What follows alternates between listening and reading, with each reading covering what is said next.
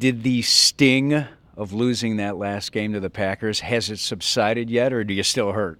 It's subsided. There's no hurt there, but there's some ill feelings. I'd say that much. You never really forget about a game like that. When you're playing the Packers, I remember all the games, and when especially being at Soldier Field and losing one there, and with everything on the line, I just take it as more motivation for the next season, next time we play them. Were you surprised that you had the most complete season of your Bears career so far? Was not surprised at all. Being in the offense and just by going through the playbook before we even started the games, um, I was licking my chops, before the season was going. And with the upgrades that we did on the offensive line and how great those guys did, and having two great receivers outside who can block downfield for me, and a guy like Martellus who can block on the edge is just makes it that much more easier to get in the open field and make a play that way. So thankful for those guys and looking to do bigger and better things this year in the offense. Mark Trestman promised to get you involved, Matt, a lot, Mm-hmm. and he fulfilled his promise, didn't he? Yeah, he did. Caught the most passes, I think 74 this year. And the thing I'm excited about is I didn't even run, half of the routes that we have and that we designed to come out of the backfield for the running back. So, once we get time to, hone in on those and get those figured out, I think, this offense can go leaps and bounds beyond what we even improved on last year. You've had a ton of carries in your career, and I've been worried about the mileage on those legs. Are you worried at all, or do you actually feel good this offseason? No, I don't worry about it at all. Everybody says, are you ready for a heavy workload? And you had 300 carries and things like that per season. And you can't put a number on carries like somebody asks you 20 carries a game or something like that. I think running backs get better as you get into 20 plus carries per game because you get to wear down the defense. But I've been in the league 6 years, going on 7, and it's all about taking care of your body. I work with a lot of different physical therapists, guys, chiropractors, and You were in Florida this offseason. yeah, and I've found a place down there, Orlando Sports Chiropractic, when I'm in Orlando, and when I'm in Miami with my trainer Pete Bomarito. He has a lot of different physical therapists that work for him and do different stuff. So the key is really two things: have a routine, and your diet, and also with the physical therapist, have a routine with them. And your diet is real big. I've gotten to learn about that as well. Offense was terrific last year, number 2 scoring offense in the NFL, and Phil Emery re-signed all the starters from the offense. How important is that as we look ahead? Very important. It's very rare that you see that you sign the entire starting offense back, and we've done that. And it's just gonna have that. We're gonna have that cohesion now. Even more that it's everybody who's been there before, and we know what we're headed into, and we're just gonna be excited to go out there and try to do even better things this year. And I think Phil's done a great job, such a great job with the offense. He's gonna do even better with the defense. With free agency coming up and in the draft. Do you think he can turn around the defense as quickly as he turned around the offense? Yeah, I'm positive he can. It was kind of the opposite way before that.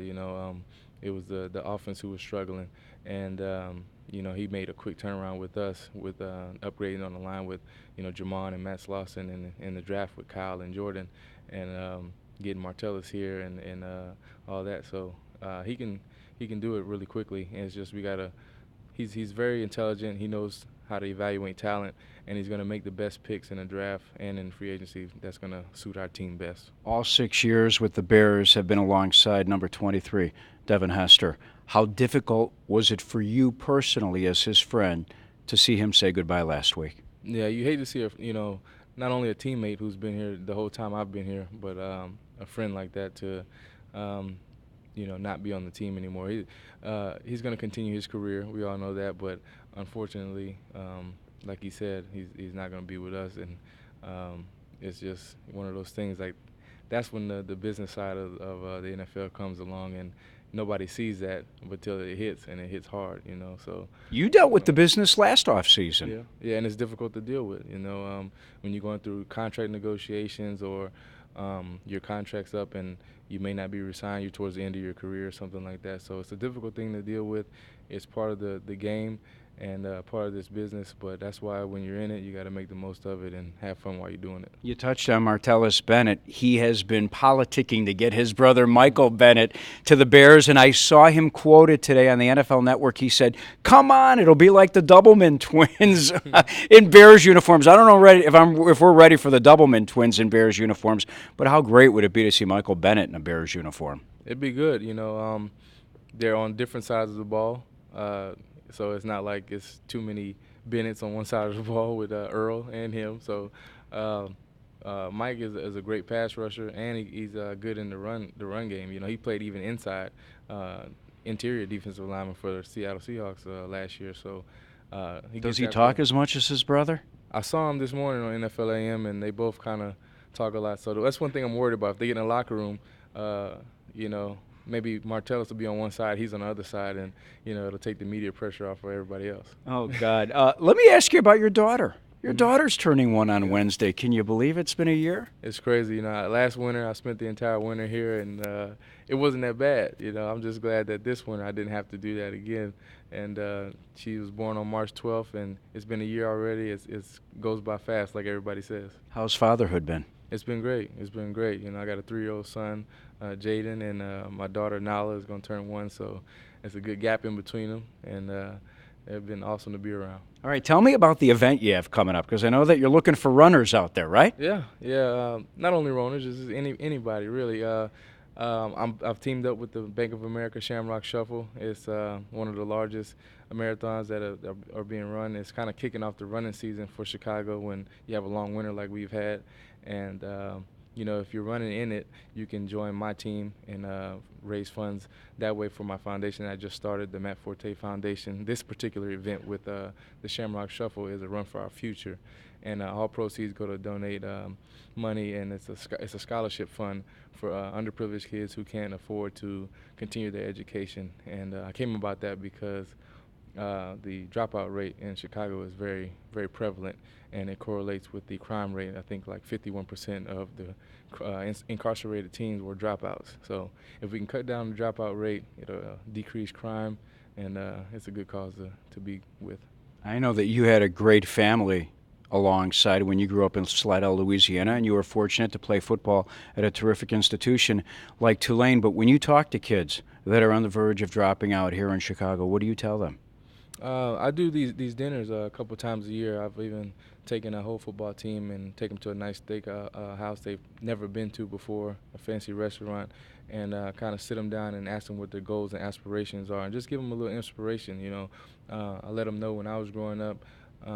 I did have both my parents there, and some of those they only have one parent, or they may be living with a grandmother or grandfather, and that just because of the situation that they're in, they don't have to have any hope or think that they can't get out of that situation. Where and my foundation can fund that, where they can continue their education. It doesn't have to be a college. Everybody's not designed for a university or a college. It can be a trade school, culinary school, or barber school. Just anything to get them to continue to do well in school, graduate, and continue their education, where they can get a good job and continue to have that. Who inspired Matt Forte?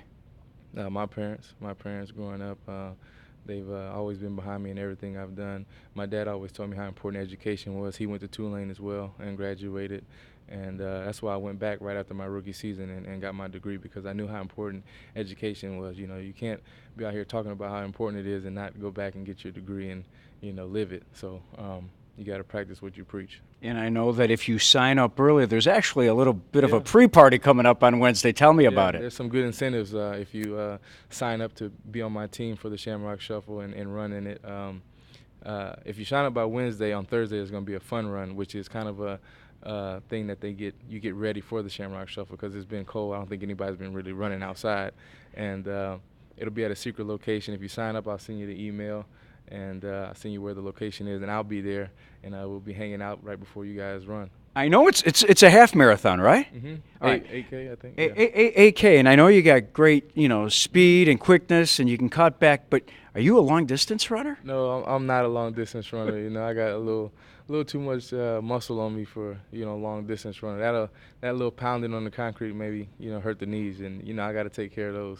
Yeah, and I got to watch it as a 50-year-old. Let me give you one quick wrap up. Are you excited about OTA starting? Just to throw the pads back on, not the pads, but throw the uniform back Mhm. on and work with the teammates. Of course, it's always nice to be at Hallis Hall around your teammates, and it's it's like a breath of fresh air. You get used to being around everybody, and you know getting better at our offense and what you do as a professional.